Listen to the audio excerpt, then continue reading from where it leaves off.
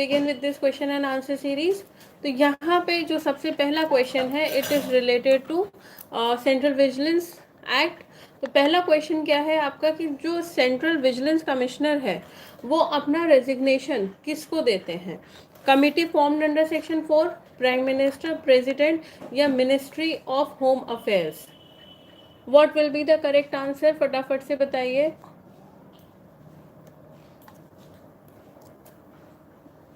Answer आप comment करके भी बता सकते हैं, फटाफट से आंसर कमेंट करके बताइए।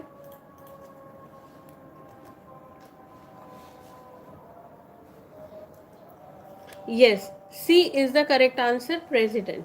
नेक्स्ट क्वेश्चन है, जो आपके सेंट्रल विजिलेंस कमिश्नर होते हैं इज अपॉइंटेड अंडर, किस सेक्शन के अंतर्गत इनको हम अपॉइंट करते हैं? सेंट्रल विजिलेंस कमिश्नर को किस सेक्शन के अंतर्गत हम अपॉइंट करते हैं? Section 3(1), section 4 subsection 2, section 5 subsection 1 या section 4 subsection 1? What will be the correct answer?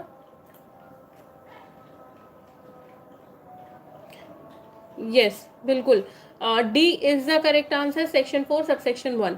Next आपका क्वेश्चन आता है कि जो प्रिलिमिनरी इंक्वायरी होती है under section 8A, preliminary inquiry under section 8A of the act completed within, कितने दिन के अंदर कंप्लीट करनी है? 45 डेज, 90 डेज, 30 डेज या 60 days? Yes, the correct answer is 90 days. 90 days के अंदर अंदर खत्म करनी होती है। अगला क्वेश्चन की अगर हम बात करते हैं, next question is according to section 17 subsection 2 the commission advise, commission किसको एडवाइस करता है? प्रेसिडेंट को, सेंट्रल गवर्नमेंट को, स्टेट गवर्नमेंट को या चीफ जस्टिस ऑफ इंडिया? किसको कमीशन, जो आपका सेंट्रल विजिलेंस कमीशन है वो किसको एडवाइस करता है? President, central government, state government या chief justice of India? Answer is central government. अगला क्वेश्चन है, जो ड्यूटीज पावर्स है सेक्रेटरी की अंडर सेक्शन 3 सबसेक्शन 4 में B provided by commission, central government, president या सेंट्रल विजिलेंस कमिश्नर?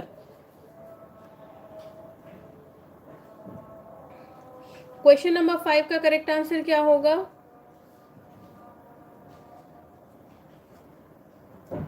बिल्कुल correct Dwivedi ji, it's commission. Next question पे आते हैं। अगला क्वेश्चन है, which one of the following, which one of the following is, which one of the following statement is not true? इसमें से कौन सा स्टेटमेंट सही नहीं है? The professional communication between an advocate and his client can be disclosed before the court with the consent of the client, without the consent of the client, without the consent of the client if made in the furtherance of illegal purpose, without the consent of the client if the advocate comes to know that any crime or fraud has been committed since the commencement of his employment। important चीज ये है कि आपसे पूछ रहे हैं इनमें से कौन सा सही नहीं है। Okay, wrong question, wrong answer आपको मार्क करना है, कौन सा गलत है इसमें से?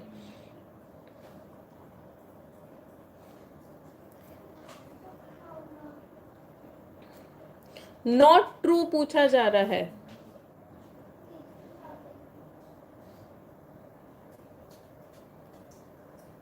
यस, क्योंकि नॉट ट्रू पूछा जा रहा है तो it is A, it is B, without the consent of the client.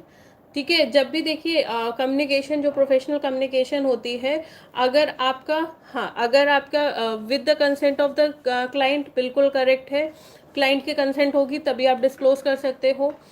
Without the consent of client में कंडीशंस होती हैं, अगर वो कोई इलीगल पर्पस के लिए आगे कोई फर्दरेंस कर रहे हैं तो आप डिस्क्लोज कर सकते हैं, एडवोकेट डिस्क्लोज कर सकता है। और उसके साथ में अगर एडवोकेट को ये लगता है कि भाई कोई क्राइम या फ्रॉड हो सकता है ड्यूरिंग हिज एम्प्लॉयमेंट, जब वो एडवोकेसी कर रहा है उस टाइम पे भी, तो वो without the consent of client disclose कर सकता है। लेकिन जब हम ऑप्शन बी देखते हैं तो ये एक जनरल ऑप्शन दिया है जहां बोल रहा है without the consent of client, तो ये जनरली बात कर रहे हैं। और यहाँ पे जो आपका क्वेश्चन था दैट वॉज नॉट ट्रू, तो जब हम नॉट ट्रू की बात करते हैं तो B is the right answer. Next question है, consider the following statement, mens rea is not an essential ingredient in. Okay, बहुत ध्यान से इस क्वेश्चन को पढ़िएगा कि मेंस रिया, एक क्वेश्चन आपका स्किप हो गया है, yes, question number 7। Question number 7 आपका ये है, the government company under section 2C has the meaning as provided in Lokpal and Lokayukta act, prevention of corruption act, companies act, या section 3 sub section 1 of CVC act. जो government company की बात की जा रही है तो उसको हम कैसे देखेंगे? यस, गवर्नमेंट कंपनी की बात हमेशा हम उस कंपनी से रेफरेंस लेते हैं जो कि रजिस्टर्ड है अंडर कंपनीज एक्ट। अच्छा, यहाँ पे एक चीज़ और है कि आपने जितने भी एक्ट देखे होंगे, भले वो PMLA हो या अभी जैसे I am going through with आपका DV एक्ट हो गया, तो वहाँ पे जो सर्विस प्रोवाइडर है तो वहाँ पे भी ये कंपनीज एक्ट इन्होंने अपडेट नहीं किया है। हम लोग 2013 पढ़ते हैं लेकिन आपके अपडेटेड नहीं है अबेयर एक्ट में, तो इस चीज़ का थोड़ा सा ध्यान रखिएगा। नेक्स्ट क्वेश्चन आता है, mens rea is not an essential ingredient in. First है, cases not criminal any real sense but which in the public interest are the prohibited under penalty. Second है, cases which are in the nature of public nuisance. Third, cases criminal in form but which are really only a summary mode of enforcing civil right. तो इसमें से पूछ रहे हैं, इसमें से mains rea is not an essential ingredient, इनमें से किसमें मेंस रिया नहीं होगा, जरूरत नहीं है मेंस रिया की।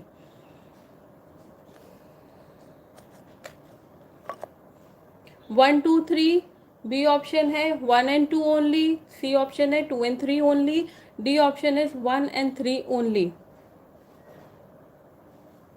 इनमें से किसमें मेंस रिया की जरूरत नहीं है, इसेंशियल इंग्रेडिएंट नहीं है? अमित जी बोल रहे हैं ए।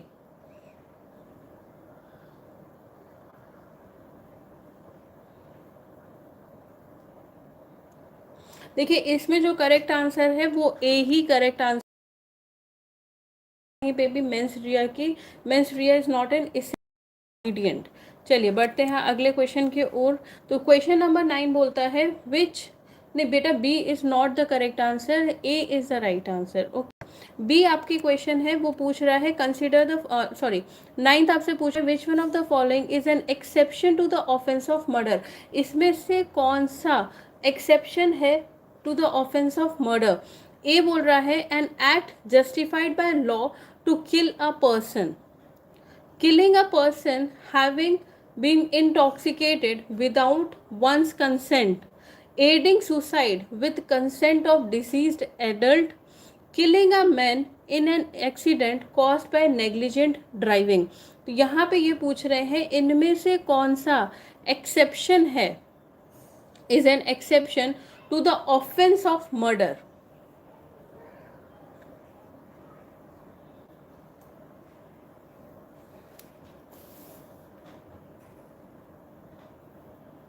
काइंडली आप मेरे को क्वेश्चन नंबर भी लिख के बता दो, बी तो मतलब कंफ्यूजन हो जाता है, आप लोग बी किस क्वेश्चन का बी बोल रहे हो?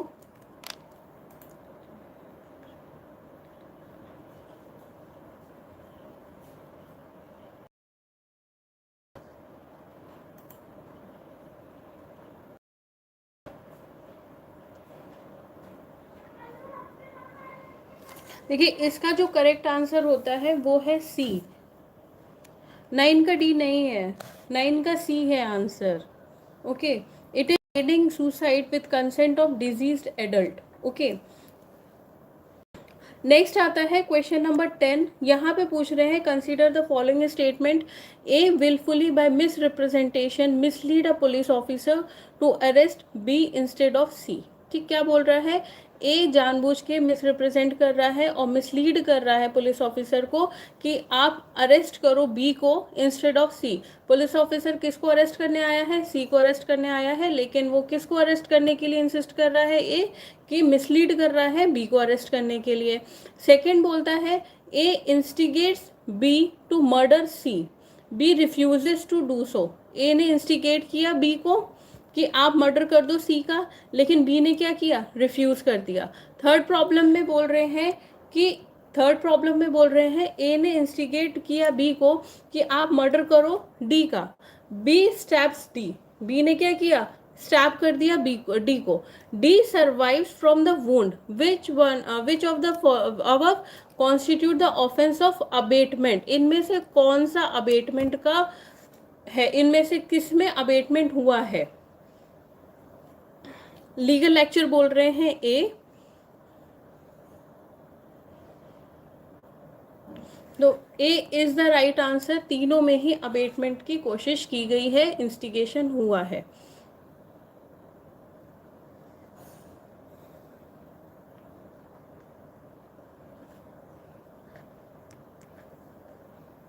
नेक्स्ट क्वेश्चन है A a carrier is interested by Z with property to be carried by water. A dishonestly misappropriates the property. A has committed which one of the following offense, या which one of the following? Criminal breach of trust, criminal misappropriation of property, habitual dealing in stolen property, या cheating. देखिए यहाँ से आपको yes it is, देखिए इसमें क्या है, इंटरेस्ट किया है और वो डिसऑनेस्टली फिर मिसअप्रोप्रिएट कर रहा है, तो यहाँ पे आपका क्रिमिनल ब्रीच ऑफ ट्रस्ट आता है, ठीक है, इसमें क्रिमिनल ब्रीच ऑफ ट्रस्ट आता है। ठाकुर जी कह रहे हैं मैम यूट्यूब फैमिली के लिए वीडियो लाया करिए, लेके आएंगे। सूर्य प्रकाश जी भी कुछ कह रहे थे, उनका वीडियो चला गया कमेंट, चलिए दोबारा आएगा तो देख लेंगे। नेक्स्ट आपका अगर हम बात करें तो इट इज़ रिगार्डिंग PMLA। यहाँ पे पूछ रहे हैं क्वेश्चन में कि मिस्टर देव है, mister Dev wants to file an appeal before appellate tribunal. Mister Dev क्या करना चाह रहे हैं, अपील फाइल करना चाह रहे हैं in the appellate tribunal, but he could not file appeal with in 45 days, लेकिन वो 45 डेज का लिमिटेशन पीरियड होता है, आपको करना होता है, ठीक, वो नहीं कर पाए। From the date of which copy of order made by adjudicating authority is made, can appellate tribunal may entertain an appeal after the expiry of the said period of 45 days if sufficient cause for not filing it within the period is shown। देखिए यहाँ पे हमेशा क्या होता है ना, yes yes is the correct answer Ashwini Kumar ji. देखिए होता क्या है कि जब भी आप कहीं पे भी आपने देखा होगा एक लिमिटेशन पीरियड होता है फाइलिंग के लिए अपील में, तो वहाँ पे एक लाइन हमेशा ऐड कर दी जाती है, या कहीं पे भी अगर टाइम ड्यूरेशन दिया है तो वहाँ पे हमेशा एक लाइन ऐड कर दी है कि जहाँ पे वो बोल देते हैं अगर आप शो कॉज कर देते हो, रीजनेबल शो कॉज है या कोर्ट के पास रीजन टू बिलीव है, तो उसमें वो क्या करते हैं, राइटिंग में रीजन लिख के आपको थोड़ा सा टाइम एक्सटेंड करके दे देते हैं। तो yes is the correct answer. Next question है appellate tribunal passed an order against mister G, mister G is aggrieved by the same. अब अपीलेट ट्रिब्यूनल ने क्या किया, ऑर्डर पास किया मिस्टर जी के अगेंस्ट, तो यहाँ पे मिस्टर जी क्या हो गया, ग्रीवियांस हो गया, उनको भाई उनका लॉस हो गया। अब यहाँ पे पूछ रहे हैं कि he wants to file appeal against the order pass to home against the order. अब ये पूछ रहे हैं किसके सामने मिस्टर जी जाके अपील करेंगे, adjudicating authority, high court, supreme court या पार्लियामेंट। यस हाई कोर्ट के सामने ये क्या करेंगे, अपील करेंगे। नेक्स्ट क्वेश्चन आ रहा है question number 15। In addition of the above question, मतलब जो आपके 13 और 14 में एडिशन में पूछ रहे हैं, what is the time limit to file an application against the order passed by the appellate tribunal. तो क्या है, 15 डेज, 30 डेज, 45 या 60 डेज। तो correct answer is 60 days. That's all for today. Thank you so much. All the best for examination.